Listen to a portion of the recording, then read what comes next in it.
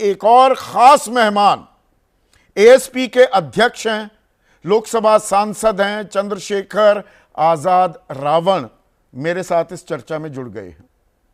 चंद्रशेखर, आज संविधान दिवस है।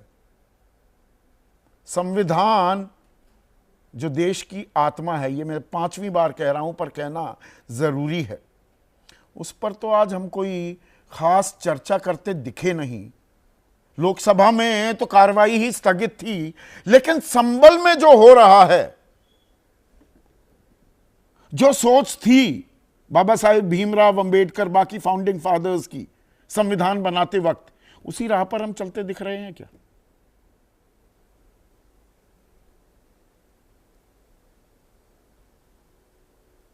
इसके लिए चौधरी साहब, जो कार्यशैली सरकार की है, जो हालात हैं, उनको अगर हम अध्ययन करेंगे तो शायद हमें अच्छी तरह जानकारी हो जाएगी कि हम संविधान के मूल्यों के साथ खड़े हैं।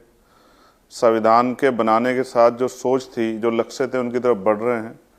तो ये आज के हालातों के साथ इसका अगर हम अध्ययन करें तो पता लग जाएगा।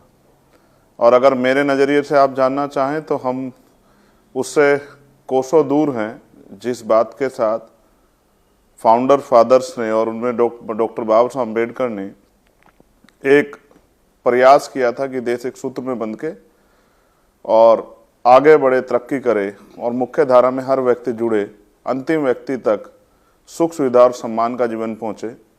लेकिन अभी हम उससे कोसों दूर हैं। सिर्फ किताबें रंगीन हैं, मुंह से बहुत अच्छी अच्छी बातें सुनने को मिलती हैं, लेकिन ज़मीन पे, धरातल पे बहुत कुछ सच्चाई नहीं है। और क्योंकि मैं जमीन से जुड़ा हूं तो मैं इन सब चीजों से अवगत हूं, मुझे बहुत अच्छी तरह जानकारी है। संविधान का तकाजा है कि संभल में जो हुआ उसकी चर्चा संसद में होनी चाहिए थी, वो नहीं हो रही। वो सिर्फ सरकार की जिम्मेदारी है या विपक्ष की भी?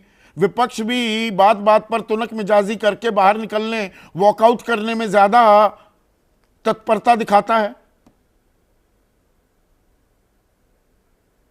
नहीं, वॉकआउट जैसा कुछ हुआ नहीं ना। मैं पार्लियामेंट में ही था। जब पार्लियामेंट में संबल को लेके हम लोगों ने आवाज उठाई तो स्पीकर साहब ने सदन स्थगित कर दिया 12 बजे तक के लिए। जब स्पीकर साहब अलाउ ही नहीं करेंगे, उनका विशेष अधिकार है स्थगित करने का, तो लोग क्या कर सकते हैं, मेंबर्स क्या कर सकते हैं? जैसे ही सदन स्टार्ट हुआ, सबसे पहले ये आवाज उठी कि संबल में जो हिंसा हुई है उसका जवाब उत्तर प्रदेश सरकार को देना चाहिए, क्योंकि उत्तर प्रदेश सरकार किसी की नहीं सुनती है। जब वो बुलडोजर से लोगों के घर गिराती है, जब उनके पुलिस के कर्मचारी इनकाउंटर करते हैं, तो किसी की नहीं सुनती है। तो माननीय सर्वोच्च न्यायालय है जो समय समय पर उनको लताड़ लगाता रहता है, उनको बताता रहता है कि आप ही सुप्रीम पावर नहीं हो। तो यहाँ हम लोग पार्लियामेंट में हैं, पार्लियामेंट में सवाल उठा के सरकार से पूछेंगे, क्योंकि जब वहाँ का अच्छा होता है तो प्रधानमंत्री कहते हैं डबल इंजन की सरकार है। तो अब डबल इंजन की सरकार में जो मुसलमानों पर जुल्म हो रहा है, जो धार्मिक गैर बराबरी को बढ़ावा दे, इसका जवाब सरकार देती, उससे पहले सदन स्थगित हो गया है। आज क्योंकि संविधान दिवस था, आपके चैनल के माध्यम से मैं संविधान दिवस की बधाई दे सकता हूं, क्योंकि बाकी तो कुछ है नहीं, उस मूल्य के साथ तो हम खड़े नहीं। पर उत्तर प्रदेश सरकार में मंत्री नितिन अग्रवाल कह रहे हैं कि ये तो अब एक नया कहानी में ट्विस्ट भी आ गया है कि ये तो तुर्क बनाम पठान, कि जियाउर रहमान बर्क वो तुर्क हैं और सुहेल इकबाल वो पठान है। ये तो राजनीतिक वर्चस्व की लड़ाई है, उसमें जुतम पैजार हो गई, मुसलमान में घमासान था और दंगा हो गया। ठीक है, तो इसका अच्छा उपाय ये है कि जब हम जैसे लोग वहां जाएंगे, मैं तो कल जाने का प्रयास कर रहा था, 4-6 घंटे जूझता रहा, लेकिन लॉ एंड ऑर्डर की बात करके, वहां के जो है सिचुएशन ऐसी नहीं है, सब चीजें करके, और क्योंकि हम लोग जिम्मेदार हैं, कोई वो पर्यटन नहीं था, तो मैंने अपनी गंभीरता को समझा, अधिकारियों से बात करी, मैं वापस लौटा। मैंने उनसे कहा जब माहौल सामान्य होता बता देना। तो मैं तो इसका रास्ता ये मानता हूँ कि जो भी मंत्री कुछ कह रहा है, तो जहाँ हम लोग वहाँ जाएं और पीड़ितों से भी मिलें, जिनके बच्चों की जान चली गई है, वहाँ के जो जिम्मेदार लोग हैं उनसे मिलें, पुलिस के कर्मचारियों से मिलें, अधिकारियों से भी जो हमारे मन में सवाल हैं, जनता के सवाल उनको पूछें। जब हमें वहाँ की हालात ही नहीं पता होगी, वहाँ की सिचुएशन ही नहीं पता होगी, वहाँ जो हुआ है वो हमें पता है, तो कैसे हम फैसला कर लेंगे? तो सरकार को ज़्यादा अंदर तक पता हो सकता है, क्योंकि सरकार की इंटेलिजेंस बहुत वो है। इतने लोग इकट्ठे हो जाते हैं, LIU फेलियर हो जाता है, IB फेलियर हो जाता है, एडमिनिस्ट्रेशन को पता नहीं होता है, तो ये सब चीज़ तो सरकार को ही पता होगा। और इसके लिए बहुत अच्छी बात यह है चौधरी साहब, अगर इसकी सुप्रीम कोर्ट की निगरानी में जांच हो जाए, मैं कह रहा हूं सरकार अपनी जगह सही है, ठीक है, न्यायिक जांच की बात तो सरकार कर रही है, लेकिन आप न्यायिक जांच के बजाय सुप्रीम कोर्ट मॉनिटर इंक्वायरी करवाना चाहेंगे। आपका पक्ष ये है? CBI की जांच, यस, यस, कोई मतलब नहीं है न्यायिक जांच का। अब ये हमारे एसडीएम साहब का ऑर्डर है जिसमें 19 तारीख को जो है पिटीशन दाखिल होती है, सिंगल पार्टी ऑर्डर हो जाता है, सर्वे टीम बन जाती है, सर्वे जाके करने लगे। इतना त्वरित काम, ये इतनी जल्दबाजी क्या सवालों के घेरे में आ जाती है? ऐसी जल्दबाजी क्यों की गई चंद्रशेखर? सरकारी सिस्टम पे ये आरोप होता है, जब हम निजीकरण करते हैं ना तो ये आरोप लगाते हैं कि सरकार सिस्टम में लेजीपन है, वहां समय काम में बहुत समय लगता है, प्राइवेट में जल्दी काम हो जाता है, सुविधाएं मिलती हैं। लेकिन यहां तो सरकार सिस्टम जो है बुलेट ट्रेन से तेज चल रहा था कि पिटीशन दाखिल होती है, जो दूसरी पार्टी है उसको सुनने का, उसके पक्ष जानने का कोई मौका नहीं दिया जाता और तत्काल जो है ऑर्डर हो जाते हैं। और उसके बाद ये सहयोगी था कि ये ऑर्डर 19 तारीख को आता है, 20 तारीख को 9 सीटों पर विधानसभा के उपचुनाव होने थे, 19 की दोपहर में 3:30 बजे ये आदेश आता है, एक्स पार्टी आदेश। 6:15 बजे तक कोर्ट कमिश्नर, डीएम, एसपी सब मौके पर पहुंचकर सर्वे भी शुरू कर देते हैं। ये संयोग लगता है, बड़ा स्ट्रेंज कोइंसिडेंस नहीं लगता क्या ये? पोलराइजेशन हो जाए। नहीं, संयोग नहीं है, नहीं संदीप साहब, ये संयोग नहीं, प्रयोग है।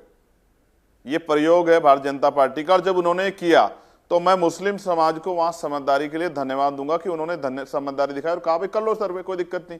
लेकिन इससे बात नहीं बनी। ये तो चाहे नहीं था भाजपा ने, ये तो सरकार की मंशा थी नहीं कि शांतिप्रिय काम निपट जाए।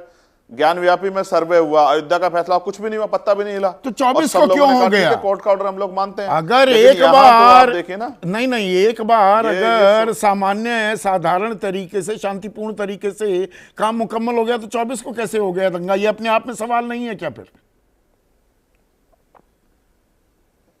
तो आप समझिए ना कि क्यों नहीं हुआ दंगा। सवाल तो ये था सरकार के सामने, मुसलमान शांत कैसे हो गए? धार्मिक इश्यू था, उनको भड़कना था, उनको आवाज उठानी थी, जिससे का फायदा भाजपा ले सकती थी। 23 तारीख में जो रिजल्ट आए हैं, आप इसकी तरफ ध्यान करो ना। 20 तारीख को जो लूट हुई है वोटों की, चाहे कुंदरकी में हुई हो, चाहे मीरापुर में हुई हो, चाहे गाजियाबाद में हुई हो या कहीं और हुई हो, ये जो लूट हुई है, डकैती जो हुई है ना, कि पुलिस बैरिकेडिंग लगा के पुलिस आईडी चेक करेगी, इलेक्शन कमीशन के आदेश का कोई पालन नहीं होगा, बंदूकें लहराई जाएंगी, रिवॉल्वर लहराई जाएंगी और लाठियां बजेंगी, पर्ची छीन ली जाएगी। उसके कार्यकर्ताओं ने ये दंगे को अंजाम दे दिया, यही तो बीजेपी कह रही है। एक घटना को छिपाने के लिए, ये नेचुरल नियम है, एक झूठ को छिपाने के लिए 100 झूठ बोलने पड़ते हैं। तो सच ये है, 23 तारीख पर चर्चा ना हो, जो वोट की लूट से जो जीते हैं उस पर चर्चा ना हो, इसलिए 24 को फिर से प्लान किया गया कि माहौल खराब हो। और माहौल खराब करने में जितना योगदान कर सकते थे अधिकारी, उन्होंने बढ़ चढ़ के योगदान किया। हमने देखा नहीं कि अब चुनाव में ये अधिकारी तो करवा रहे थे, जो लाठी लेके खड़े थे, महिलाओं पे, पुरुषों पे लाठी बजा, 4-4 बार लोग आ रहे थे हाथ जोड़ के वोट डालने। जब आप संबल कौन देगा? आखिरी सवाल चंद्रशेखर, पर्व मना रहे हो आप लोग, संबल कौन देगा? संबल को अब तो अभी तो हम लोग जिंदा हैं, चोर साहब, मरे थोड़ा ही। वो गोली हम लोगों के बीच से नहीं निकली है, वो गोली कैफ को लगी, वो गोली और साथियों को लगी। लेकिन अभी हम लोग जिंदा हैं। जो लोग न्याय की बात करेंगे, संविधान की बात करेंगे, हम जा तो रहे थे, लेकिन हमने फिर भी अपनी जिम्मेदारी को माना और कहा कि भाई ठीक है, आप कह रहे हैं माहौल ठीक नहीं, लेकिन मैंने आप वहां के डीआईजी और कमिश्नर से कहा कि जिनके बच्चों की जान गई है, इनका मुकदमा दर्ज करो और जिसका नाम वो ले रहे हैं उस पर मुकदमा दर्ज करो, कार्रवाई करो, उसकी गिरफ्तारी करो। जो लोग वहां नारे लगा के जा रहे थे उन पर कार्रवाई करो। उन्होंने माहौल को बिगाड़ने का काम किया। और ये जो तमाम जांच है, इसके एविडेंस इकट्ठा करो आप लोग। उनके जो पोस्टमार्टम हुआ है उसके वीडियो रिकॉर्डिंग अपने पास रखो, आपके ऊपर कोई सवाल ना आए। लेकिन अगर सरकार ये सोच बैठे कोई आवाज नहीं उठा के, तो ऐसा नहीं आया, ऐसा समय नहीं। अभी संविधान के रखवाले हैं, ये गलतफहमी सत्ता अपने मन में बना रखे, हर चीज का हिसाब लिया जाएगा। कल सेशन चलेगा, सबसे पहले संबल पे बात होगी। और सेशन, अगर मैं फिर कह रहा हूं, हम मान्यवर काशीराम साहब को मानने वाले लोग हैं, अगर संसद नहीं सुनेगी तो सड़क सुनेगी। हम सड़कें सुनी रखने देंगे जिस तरह की हिंसा हो रही है। और ये आजाद भारत और हम संविधान का पर्व मना रहे हैं, संविधान दिवस। धार्मिक गैर बराबरी कितने बड़े पैमाने पर हो रही है। आपने जिक्र किया 1991 वर्शिप एक्ट का। जब वर्शिप एक्ट कहता है तो फिर लगातार हर, और ये तो आरएसएस प्रमुख कह रहे हैं कि भाई हर मस्जिद के अंदर के नीचे शिवलिंग मत ढूंढो। लेकिन ये क्यों हो रहा है? इससे पहले अगर ढूंढना चाहोगे तो फिर ये बौद्ध मत ढूंढने लग जाएंगे। तो आप संसद ही नहीं, सड़क पर भी इस मुद्दे को उठाने वाले हैं।